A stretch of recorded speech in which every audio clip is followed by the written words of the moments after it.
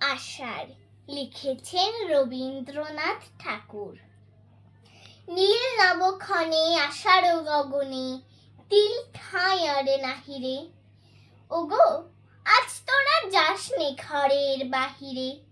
বাদলের ধারা ঝরে ছড়ো ছড়ো, আউশের ক্ষেত জলে ভরো ভরো।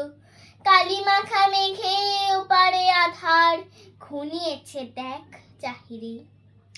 ওগো আজ তোরা যাস নে ঘরের বাহিরে। ওই ডাকে শোনো ধেনু ঘন ঘন, ধবলিরে আনো গোহালে। এখনই আধার হবে বেলাটুকু পোহালে। দুয়ারে দাঁড়ায় ওগো দেখ দেখি, মাঠে গেছে যারা তারা ফিরেছে কি। রাখালে বালক কি জানি কেন রে, সারাদিন আজি খোয়ালে। এখনই আধার হবে বেলাটুকু পোহালে। শোনো শোনো ওই পারে যাবে বলে কে ডাকেছে বুঝি মাঝিরে। খেয়া পাড়া পার বন্ধ হয়েছে আজিরে।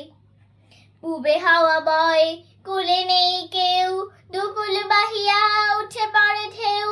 দর দর বেগে জলে পড়ে জল, ছল ছল উঠে বাজিরে। খেয়া পাড়া পার বন্ধ হয়েছে আজিরে।